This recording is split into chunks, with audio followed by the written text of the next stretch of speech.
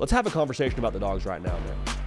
Because I think there is a real discussion. I'll just say this right now. I think that Georgia is the best team in college football. Now, do not hear me incorrectly. I am not saying that they should be ranked number one. I am not saying that the polls have it incorrect. I'm not even saying that if they were to play tomorrow, they would beat Oregon straight up. But I do think if you're telling me the best football team, if I get a 10-game series, I would pick Georgia to win that series over anyone in America, from the head coach to the roster, all that.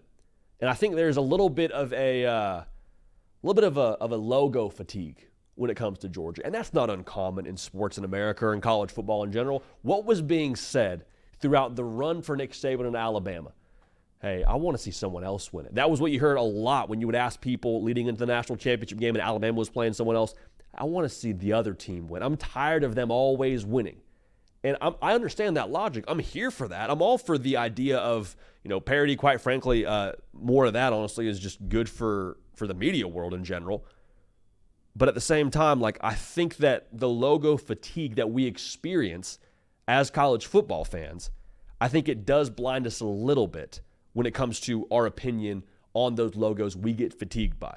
College football sickos, make sure you're subscribed right here. Whether you're a Tennessee fan, a Miami fan, a Texas fan, a Georgia fan, whoever you are a fan of, an Oregon fan, whoever you're a fan of, we're going to talk about your team, and we're going to talk about the greatest sport on the face of planet Earth every single day. So make sure you're locked in. We appreciate you in advance for being subscribed. Now, again, I'm not saying that Georgia should be number one in the polls, but we live so week to week in this sport where the narrative can flip so quickly, and the narrative's been all over the place this season, right? Like Georgia, they're limping through a win against Kentucky. Georgia must not be that good. Georgia loses to Bama. They play 2 bad quarters of football. We're like, hey, the Dogs, man, this is not that Kirby Smart team you thought they were. Well, Georgia just went on the road a couple weeks ago and beat the number one team in America by 2 touchdowns. But let's talk about other teams too. Oregon, right now, they're the number one team in America. I think they've earned that title. However, what were people saying the first 2 weeks of the season? Not really that good. Are we sure they're actually able to compete for, the Big Ten, let alone a national championship? Are they a college football playoff team? They're playing a G5 Boise State to a 3-point game at home. Are we sure about Oregon? They must not be that good. And again, right now, after they beat Ohio State, it's like, oh, actually, Oregon, yeah, they are really good. See the narrative switch? See the difference a few weeks makes? Texas, we're saying they're the best team in college football, the most complete team in college football.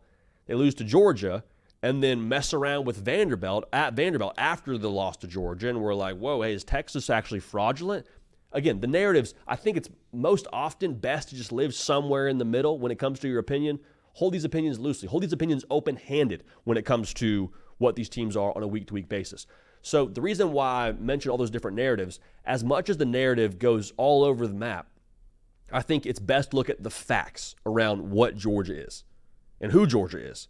The facts are they have played 2 bad quarters of football on the road at Alabama and got Alabama's best shot. Do not get it twisted. Even with those 2 bad quarters and Carson Beck's worst football game of his life, I have to believe, still were in position to have a chance to win that game. Other fact, they went on the road, like I mentioned, and beat the best team in America at the time, Texas, by 2 scores, by 2 touchdowns. Carson Beck also did not play well there. It was an incomplete offense. They ran the football well, but again, you did not get your best from your supposedly first-round quarterback. So what that tells me is Georgia, even with what they've left on the field in different spots, even with the way they left a lot on the field against Texas, they have not yet played their best football. And with Kirby Smart being their head coach, here's the reality. They will play their best football at some point in time. So with their best game still being out there, if I still have to play Georgia, whether it be in the regular season, whether it be in the college football playoff, that doesn't sit well with me. Because Kirby Smart teams, we say this every single time we mention Georgia because it's absolutely true, they will play their best football at the right time.